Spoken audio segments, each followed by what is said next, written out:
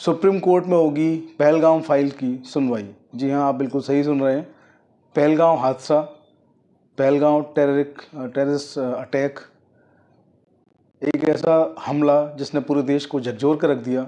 एक ऐसा हमला जिसने देश को सोचने पर मजबूर किया कि अभी और कितना समय लगेगा हमें मजबूत होने के लिए, अभी और कितना समय लगेगा हमें सही रूप से ज़िंदगी जीने के लिए, और कितना इंतज़ार करना पड़ेगा और कितनी कुर्बानियाँ देनी होंगी अपने ही देश में आज़ाद रूप से रहने के लिए। जम्मू कश्मीर सब जानते हैं, बहुत अच्छा एक पर्यटक स्थल है पहलगाम, जिसको मिनी स्विट्ज़रलैंड भी कहा जाता है। पूरे देश से, विदेशों से वहाँ पर लोग घूमने आते हैं, सैर करने आते हैं। वहाँ की जो अर्थव्यवस्था है उसमें भी सैलानियों का बहुत बड़ा योगदान रहता है। तो ऐसा हमला पहलगाम में होना ये कोई साधारण बात नहीं, और जिस तरीके से हमला हुआ वो भी साधारण बात नहीं।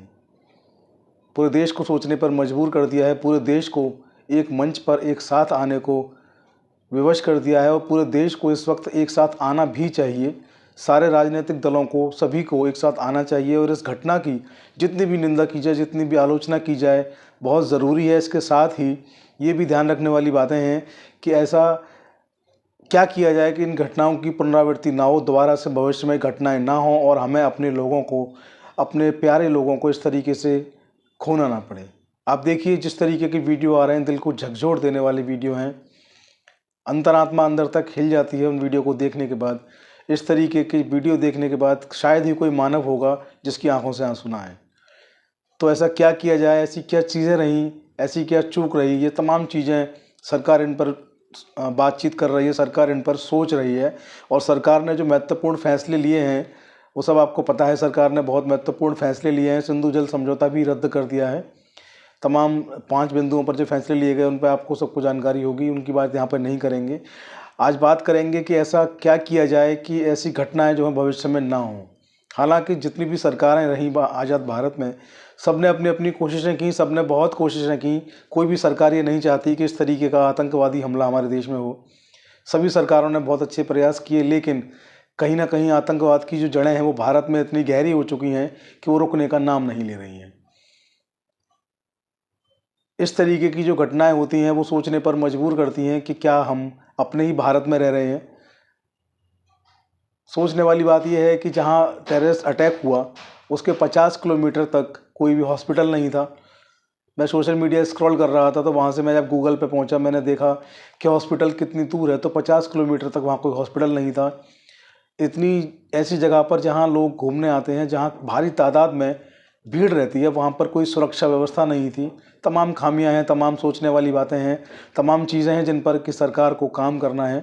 खैर, सरकार अपना काम करेगी, लेकिन यहाँ पर एक बहुत अच्छा काम किया है। एक अधिवक्ता हैं, उन्होंने काम इसलिए बहुत बेहतरीन है, काम इसलिए मैं बहुत शानदार कहूँगा कि उन्होंने अधिवक्ता का जो समाज में योगदान होता है उसको पूरा किया है। मैं बात कर रहा हूँ, एक अधिवक्ता हैं विशाल तिवारी, जिन्होंने सुप्रीम कोर्ट में एक जनहित याचिका लगाई है। और जनहित याचिका जो है पहलगाम जो हमला हुआ उसके ऊपर उन्होंने लगाई है, और उन्होंने सुप्रीम कोर्ट से गुहार लगाई है कि ऐसे हमलों को रोका जाए। सुरक्षा की, चिकित्सा की व्यवस्था करने के लिए केंद्र और राज्य सरकारों को आदेश जारी किए जाएं, और ऐसी घटनाएं भविष्य में ना हों इसकी रोकथाम के आदेश जारी किए जाएं। और अभी हाल फिलहाल में जो अमरनाथ की यात्रा शुरू होने वाली है, उस यात्रा की सुरक्षा के लिए अतिरिक्त सुरक्षा का आदेश भी माननीय सुप्रीम कोर्ट से करने की याचना की गई है, गुहार की गई है। सुप्रीम कोर्ट में याचिका दाखिल है। देखने वाली बात यह है कि सीजीआई जो है संजीव खन्ना इस मामले को खुद सुनेंगे या अपनी किसी बेंच को इसको ट्रांसफ़र करेंगे, रेफ़र करेंगे सुनने के लिए इस पूरे मामले को। लेकिन सुप्रीम कोर्ट में याचिका का आना अच्छी बात है, लेकिन वहीं सरकार के ऊपर भी एक प्रश्न चिन्ह है। चाहे वो कोई सी भी सरकार हो, चाहे वो केंद्र की हो, चाहे वो राज्य की हो, उनके ऊपर भी प्रश्न चिन्ह है कि ऐसी घटनाएं आखिर हो कैसे जाती हैं। लोग अपने ही देश में आतंकवाद की घटनाओं का शिकार हो जाते हैं। और आप देखिए जिस तरीके से घटनाएं हो रही हैं, जिस तरीके की ये पहलगाम की घटना है, पूरे देश को झकझोर दिया है, और क्या ही कहें। खैर, सरकार अपना काम कर रही है। सरकार से उम्मीद भी है कि सरकार कोई ठोस रणनीति बनाएगी, और पूरा देश जो चाहता है, देश की मंशा के अनुरूप सुरक्षा व्यवस्था भी होगी, और जो भी स्ट्रेटजी होगी सरकार की, उसका इंतजार है कि सरकार किस तरीके से जो देश को जख्म मिले हैं उन जख्मों पर मरहम लगाने का काम सरकार की तरफ से किया जाता है।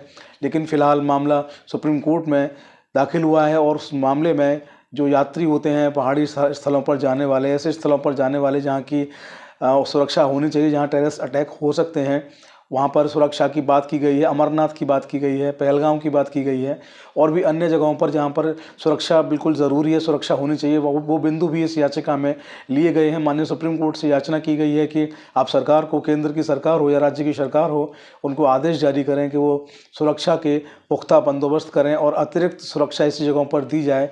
चिकित्सीय सुरक्षा, चिकित्सीय सेवाएं भी इन जगहों पर होनी चाहिए। पहलगाम से तो अगर 50 किलोमीटर दूर अस्पताल नहीं होता तो शायद हमारे कुछ और हमारे भाई जो हैं वो बच सकते थे। खैर, अब मामला जो है वो सुप्रीम कोर्ट के पाले में है, देखना है सुप्रीम कोर्ट क्या आदेश करता है।